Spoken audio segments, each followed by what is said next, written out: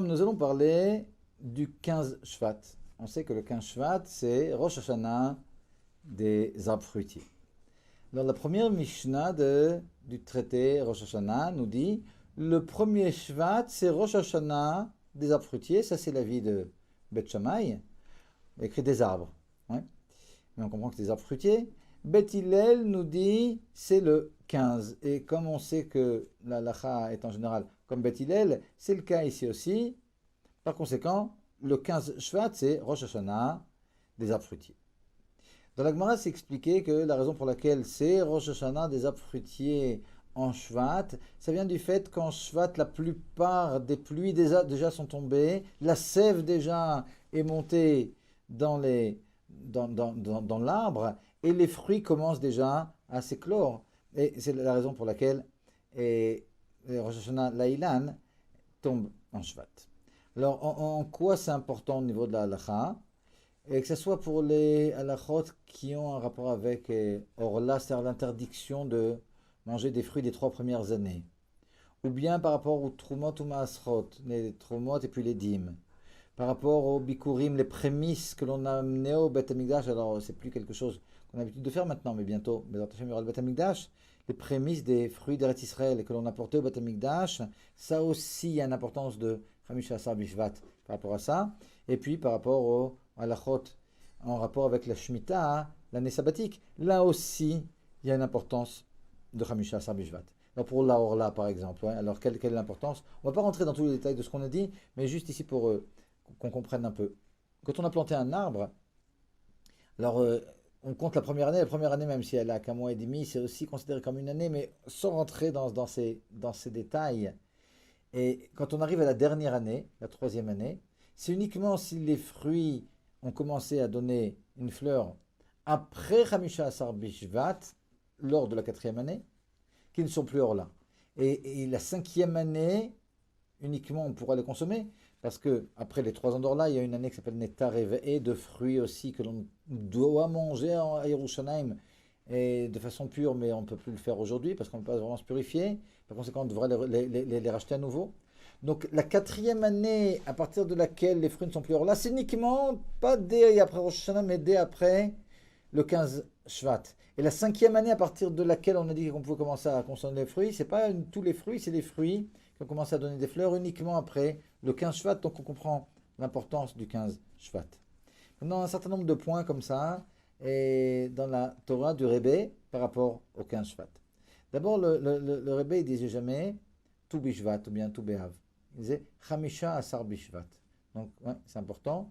Et Kanire, ça vient du fait que Chamisha Asar, ouais, on rappelle le 5 et le 10. Le 10 et le 5, ça fait Yudke. C'est le nom d'Akadosh Baruch Hu. Alors, quand on dit tout, c'est 9 et 6. Alors, bon, c'est ce qu'on écrit quand on va écrire. Hein, parce qu'on ne veut pas écrire le nom d'Akadosh Baruch Hu. Mais on ne va pas prononcer. Tout Bishvat, on va dire le 15 Chamisha Asar. Comme ça, on rappelle et le 5 et le 10. Ok.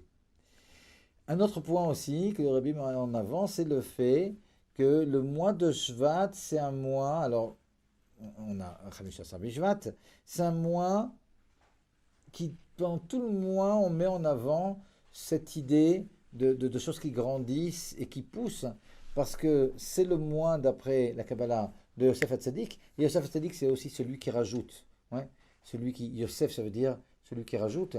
Et on sait qu'en territoire de Yosef, en territoire d'Ephraïm, il y avait le Mishkan à Shiloh, et le Mishkan, le sanctuaire, lui, il est fait de poutres en bois, contrairement au Beth Amikdash qui est fait de pierre. Donc, si vous regardez dans Torah Or, Parashat, Veigash, il y a l'explication de la différence entre Yehuda et Yosef. Yehuda, c'est la pierre, Yehuda, c'est l'action, et Yosef, c'est l'étude, c'est le fait de rajouter toujours. Ouais, et donc, on comprend le rapport qu'il y a entre Yosef et puis Chamisha Asar Bishvat. Et nous dit le Rebbe, c'est la raison aussi pour laquelle il y a le Yortzeit du Rabbi Rayatz en Shvat. Parce que le Rabbi Rayatz s'appelle Yosef, son premier nom. Ouais, et ça peut dire que tous ceux qui s'appellent Yosef, le Yortzeit, ça sera en Shvat. Mais il y a encore aussi quelque chose, Bepnimiut, qu'on retrouve ici, en rapport avec Yosef. Ici, Rabbi Yosef Yitzhak, dont le Yortzeit, c'était le 10 Shvat. On a un verset dans Parashat Shoftim qui nous dit que l'homme est comparé à l'arbre. Alors en réalité, dans Parashat Shoftim, quand le verset est amené, c'est tout le contraire qu'il veut dire. Le verset nous dit là-bas, quand tu vas faire un siège sur une ville, ne détruis pas comme ça stam des arbres fruitiers. Parce que les arbres fruitiers, bon, bah, c'est pas tes ennemis. Ouais. Est-ce que c'est des hommes, les arbres fruitiers, pour que tu les considères comme tes ennemis? Donc, lorsque la Torah nous dit à Adam et Tzadé, la Torah nous parle des hommes et des arbres, c'est pour nous poser une question à Adam et Tzadé, est-ce que l'homme c'est un arbre que, est-ce que l'arbre, pardon, est-ce que l'arbre c'est un homme que, qui a Adam et Tzadé? Est-ce que c'est un homme, l'arbre, pour que tu le détruises comme tu dois le faire pour tes ennemis? Hein. Mais dans la mesure où c'est dit de cette façon-là, de façon un peu bizarre, il n'y a pas marqué que l'arbre n'est pas un homme. Il y a marqué, est-ce que c'est un homme, l'arbre? Alors les Chachamim dans Maseret Ta'anit, ils ont pris aussi ce mot-là, Adam et Tzadé, pour faire une dracha aussi de façon positive. C'est-à-dire, l'homme, c'est aussi un arbre. Et là, la Gemara nous parle de deux types d'hommes, deux types de Talmidei Chachamim, ceux qui sont des arbres fruitiers vraiment, qui donnent des fruits, qui ont des bonnes midotes, et desquels il faut s'approcher. Ceux qui sont beaucoup moins sympathiques au niveau de leur midote, qui ne donnent pas de fruits, desquels il faut s'écarter, etc. Donc on a cette idée comme ça de l'homme qui est comparé à l'arbre. Et le rabbi dit, ben c'est pas pour rien, si l'homme est comparé à l'arbre, alors on comprend que le 15 Shvat où on va faire donc le Chamisha Asar Bishvat qui est Rosh Hashanah, la Ilan, ça nous concerne aussi puisqu'on est comparé à un arbre. Donc c'est un peu aussi notre Rosh Hashanah. Et donc on fera une Idva Adout et on prendra des bonnes résolutions. Et ce jour-là, nous dit le Rebbe. Mais il y a quelque chose d'encore plus profond qui nous explique pourquoi l'homme il est en rapport avec l'arbre. Si je prends l'animal et l'arbre, un animal ça bouge partout. Un arbre, il grandit mais il reste toujours au même endroit. Le Rebbe nous dit, au nom de Rabbi Rayatz, nous dit que c'est la différence qu'il y a entre l'intellect et les vertus. L'intellect, c'est quelque chose qui peut sauter d'un endroit à l'autre, on peut penser à quelque chose, après à autre chose, et puis on a un coup de téléphone, on parle d'autre chose, etc. Alors que les vertus, même si elles se développent évidemment comme l'arbre, et plus que ça, on doit les changer de mal en bonne. Mais malgré tout, il y a des traits de caractère qui restent les mêmes. Il y en a qui sont un peu plus renfermés.